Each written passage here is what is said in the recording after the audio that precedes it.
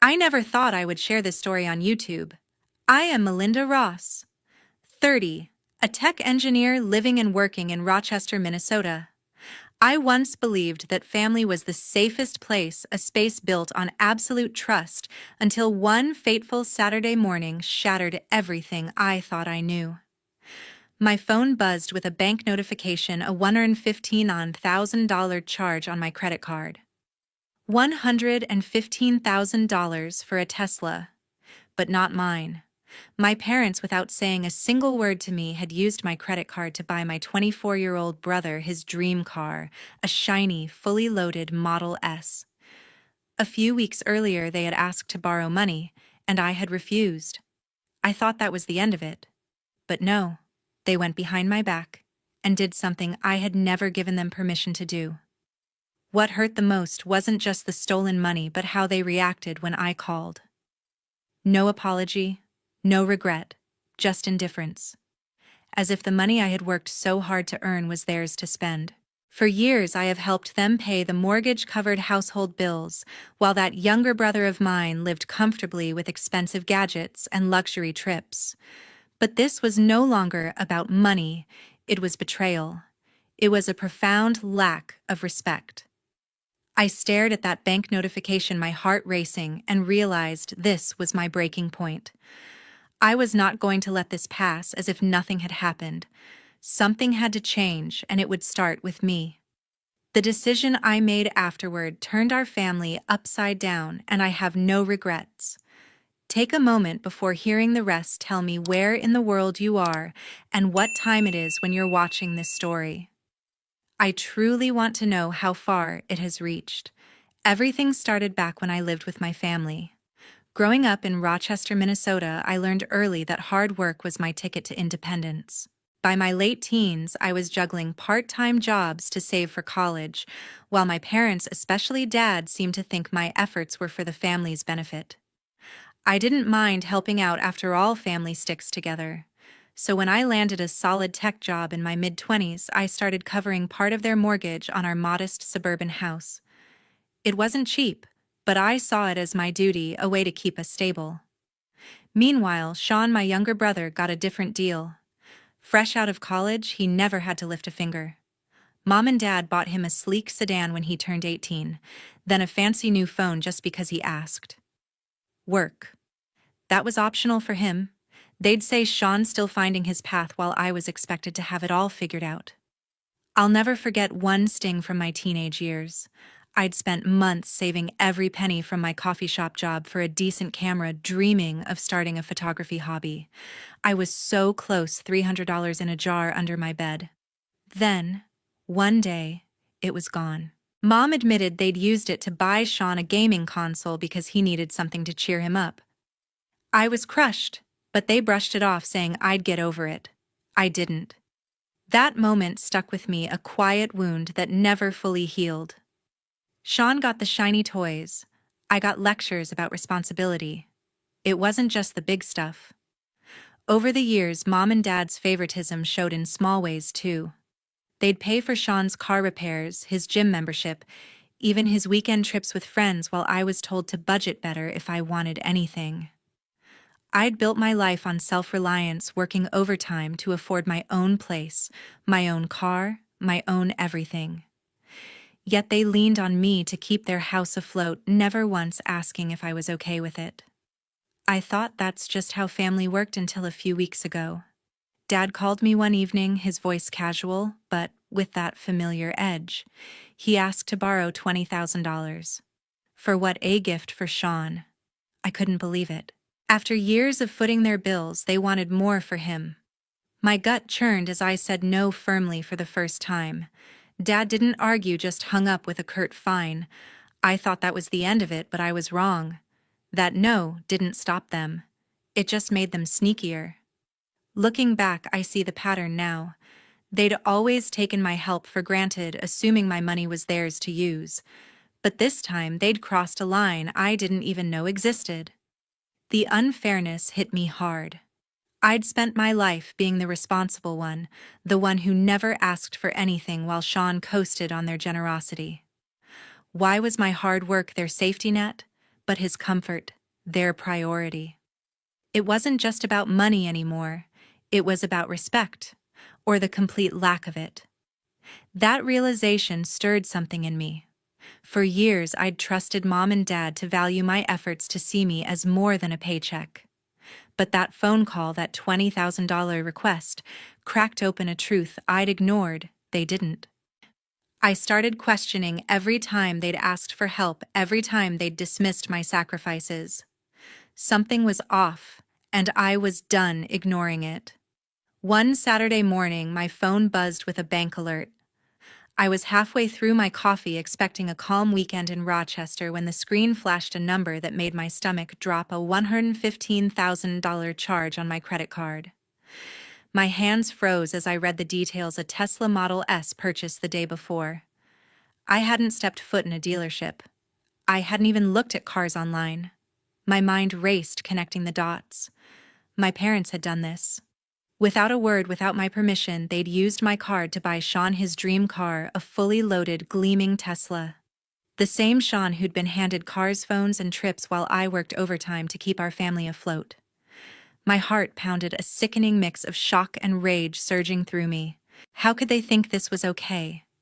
After I'd told them no to helping Sean just weeks ago, they went behind my back. This wasn't just a purchase, it was a betrayal. I dialed Dad's number, my fingers trembling so hard I nearly dropped the phone. When he answered, his voice was infuriatingly calm, like he'd been expecting my call. "Melinda, relax," he said, as if I'd caught him borrowing a pen. "Family helps each other. Sean needed a car to start his career. Needed a $115,000 Tesla." My voice shook as I shot back, "You didn't ask me. That's my money." His response was a smug chuckle that made my blood boil. "You're doing fine," he said. "Sean deserves this. You want him stuck without a car?" I couldn't believe it. He wasn't sorry, he was justifying it. I pressed harder, demanding to know why they didn't even talk to me first. "We didn't think you'd mind," he said, his tone dripping with dismissal. I hung up my ears, ringing with anger. He hadn't just taken my money. He'd treated my trust like it didn't matter. Still reeling, I logged into my bank account to figure out how they'd pulled this off. That's when I saw it. They'd used an old card number from a joint account we'd had years ago, back when I was young, and thought sharing accounts with family was safe. I'd closed my part of it after moving out, but they must have kept the details, maybe even planned to use them if I said no again. The realization hit like a slap. They knew exactly what they were doing. They'd waited until they thought I wouldn't notice, then spent a fortune on Sean without a second thought. My anger flared hotter, but beneath it a wave of doubt crept in. I'd been helping with their mortgage for years, thinking it kept our family close. Was I wrong to keep doing it? Should I keep pouring my money into people who treated me like this? That question haunted me as I sat there staring at my laptop screen. I replayed every moment I'd sent money for their bills, every time I'd skipped my own plans to cover their expenses. I'd always thought family meant sacrifice, that helping them was my role as the responsible one. But now, Dad's words echoed in my head. Sean deserves this. What about me? Didn't I deserve respect? Didn't I deserve to be asked before they spent my life savings? The more I thought about it, the clearer it became. This wasn't just about a car or a credit card. They'd taken my money, my trust, and my sense of worth in this family. Dad's casual dismissal, his refusal to even acknowledge my feelings, cut deeper than any dollar amount.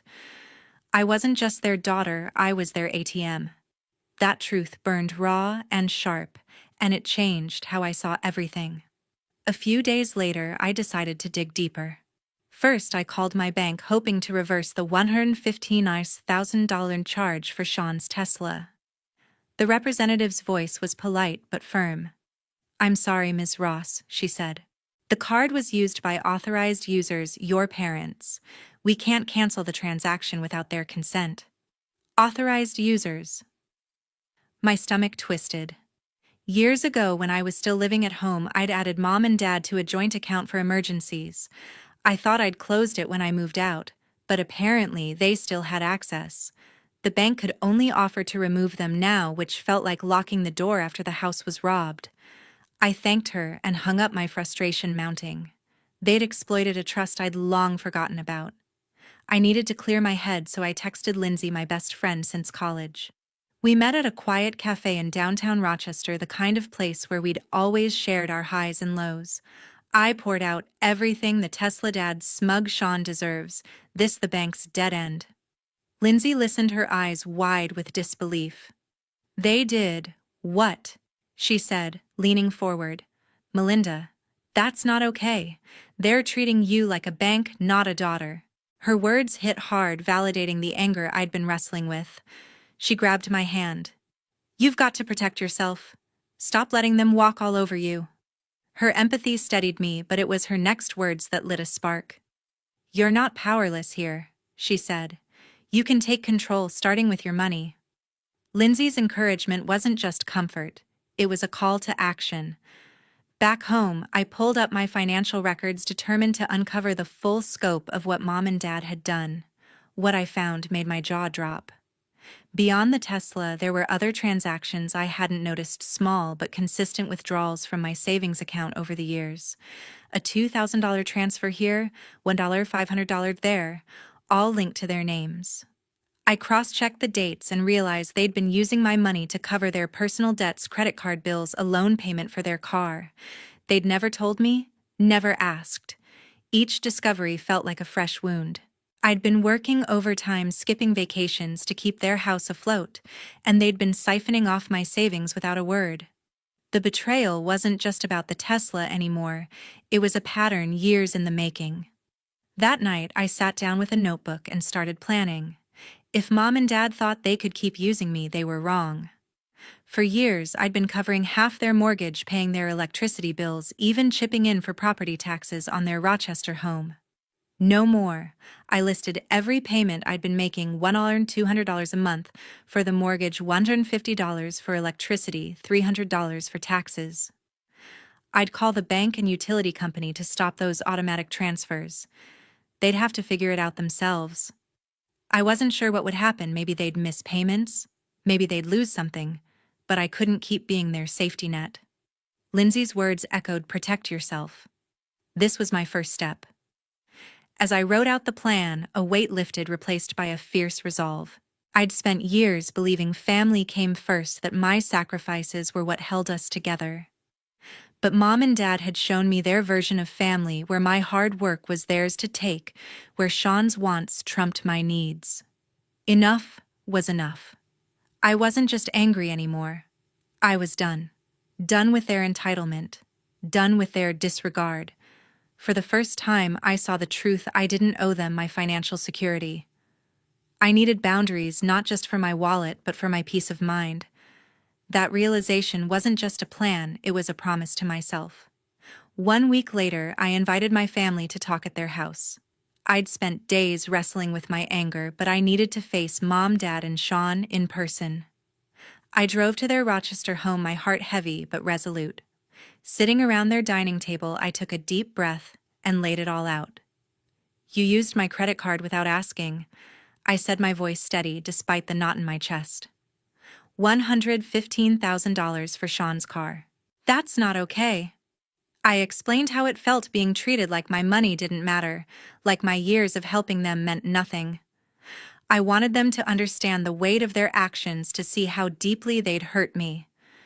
Mom's face tightened and she cut me off. Melinda, you're being selfish, she snapped. We're a family.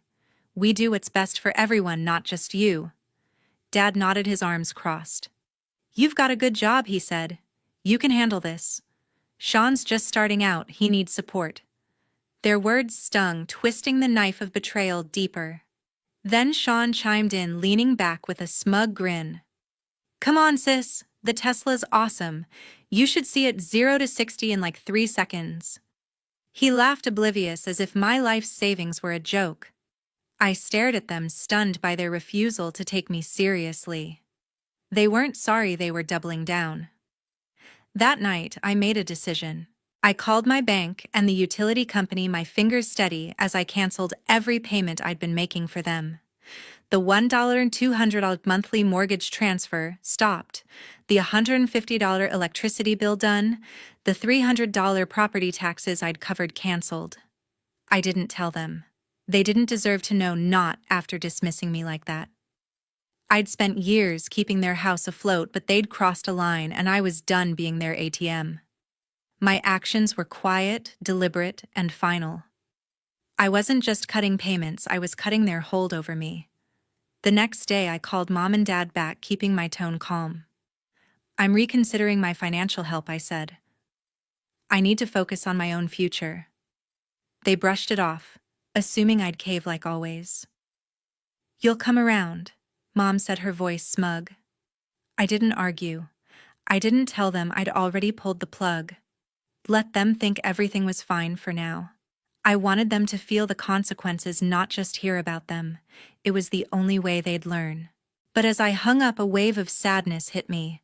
I'd hoped for an apology, a flicker of understanding, but they couldn't see their mistake. They saw me as the problem, not their actions. That sadness lingered heavy and raw. I sat alone in my apartment, wondering if I'd ever been more than a resource to them. I'd given so much money, time, trust, believing it strengthened our family. But their words at that table, their casual dismissal, showed me a truth I couldn't ignore. They didn't value my sacrifices. They didn't even see them. Part of me grieved for the family. I thought we were the one where love meant mutual respect. But another part of me, the stronger part, knew I'd made the right choice. I couldn't change their hearts, but I could change my role in their story. And I would.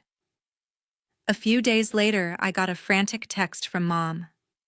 The power's out. The bank's threatening to take the house. It read, her words dripping with panic. I wasn't surprised. After I'd stopped paying their electricity and mortgage, the consequences were bound to hit. I didn't respond right away. Instead, I checked my email and found a notice from their bank forwarded by Mom in a desperate attempt to guilt me. The message was stark. They'd missed 2 mortgage payments and foreclosure proceedings were starting. My heart twinged, but I pushed it down. They'd brought this on themselves when they used my money without asking. I'd warned them I was reconsidering my help, but they'd dismissed me. Now reality was knocking. Then things escalated. I opened my phone to find a notification from a social media platform, a post from Sean public for all to see. My sister's so selfish, he wrote. She's letting our family fall apart just to prove a point. Bet she's enjoying her fancy life while we struggle.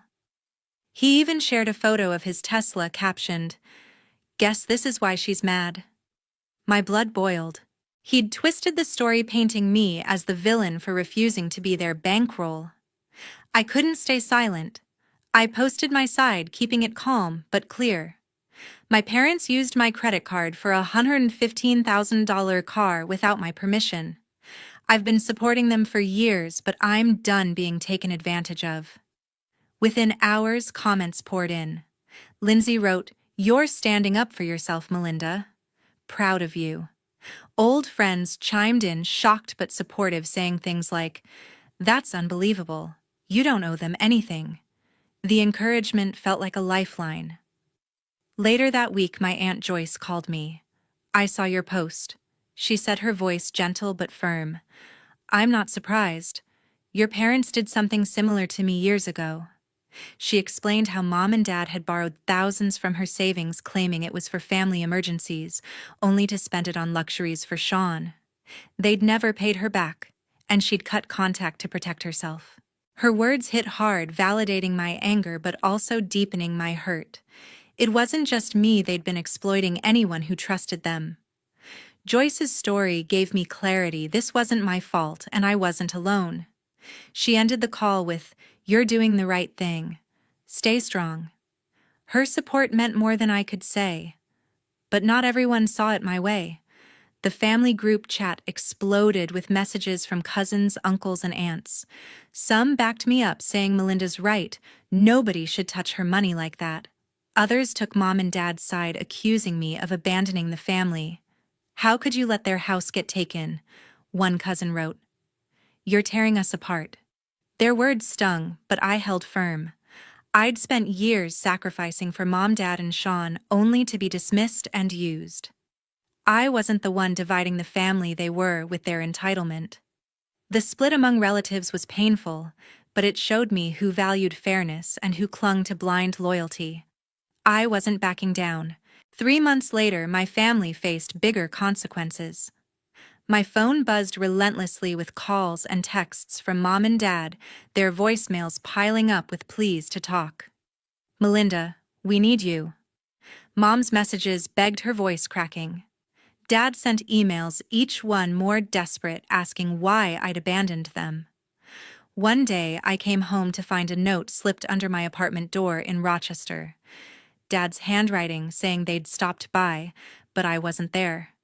I didn't respond. I'd set up call blocking and marked their emails as spam. When they showed up at my place again, my neighbor told them I was unreachable. I'd made it clear their attempts to guilt me back into their lives wouldn't work. They'd crossed a line when they used my money, and I wasn't opening that door again. Word got around that their house was gone. A cousin texted me, hesitant but blunt. The bank had foreclosed on Mom and Dad's Rochester home after months of missed payments. They'd packed up what little they could salvage and moved into a cramped rental apartment in a cheaper part of town, far from the suburban neighborhood they'd clung to. I felt a pang of guilt imagining them sorting through decades of belongings, but it faded fast.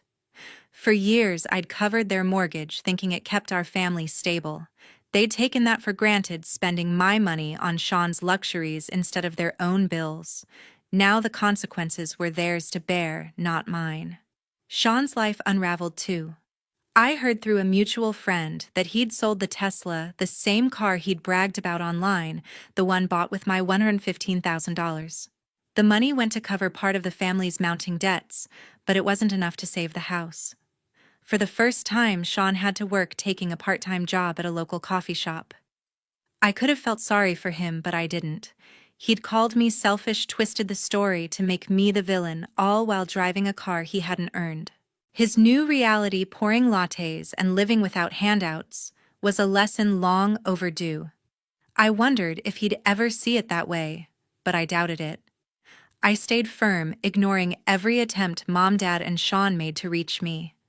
Their texts grew angrier, then quieter, until they stopped altogether. I'd blocked their numbers, but I knew they'd given up when my inbox stayed empty for weeks.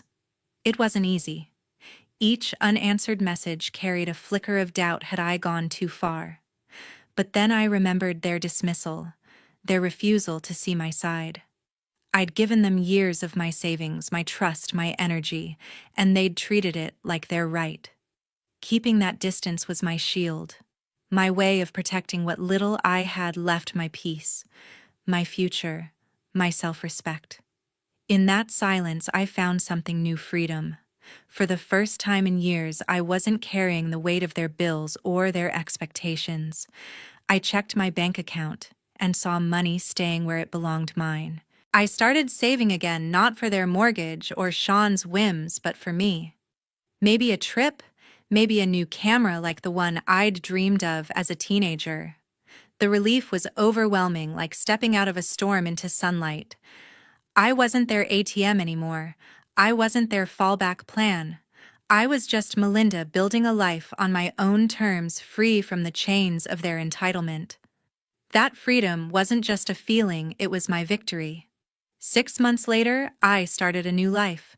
My company called me into a meeting one Monday, and to my surprise, they offered me a promotion to senior project manager. The role came with a raise and a chance to lead a new initiative, a tech startup project within the firm. I'd been pitching ideas for months, and now they were giving me the reins to build something from the ground up. I walked out of that meeting feeling a spark I hadn't felt in years. For so long I'd poured my energy into my family's needs, but now every ounce of my effort was for me. The project wasn't just a job, it was a chance to prove what I could do when I wasn't carrying someone else's weight. Determined to secure my future, I enrolled in a financial management course at a local college in Rochester. The classes were intense, covering budgeting, investments, and debt protection. I learned how to spot red flags in joint accounts and set up alerts to catch unauthorized charges. One lesson stuck with me: your money is your power, and guarding it is guarding your freedom. I spent evenings poring over spreadsheets rebuilding my savings plan. Each dollar I saved felt like a brick in a wall I was building around my life, one nobody could breach again. The course didn't just teach me numbers, it gave me confidence to never let anyone take advantage of me financially again. With my promotion and newfound knowledge, I decided it was time for a change of scenery. I moved into a sleek new apartment in downtown Rochester, closer to work and buzzing with energy. The place was small but mine, with big windows and a view of the city's skyline. I filled it with things that mattered to me: a new desk for late-night work, a shelf for books I'd always wanted to read. For the first time, I set goals that weren't about fixing someone else's problems. I wanted to grow my startup project, maybe even launch my own company one day. I started running again, something I'd loved as a teenager, but dropped when I was too busy bailing out my family. Every step felt like reclaiming a piece of myself. Looking back, I realized how much I'd learned. Protecting my finances wasn't just about bank accounts, it was about protecting my peace. Setting boundaries with my family, saying no to their demands, was the hardest thing I'd ever done, but it saved me. I used to think family meant giving everything, even at my own expense. Now I know better. Prioritizing myself isn't selfish, it's survival. I wish I'd learned that sooner, but I'm stronger for it. My parents and Sean may never understand, but that's not my burden to carry anymore. I've built a life where I come first, and that's enough.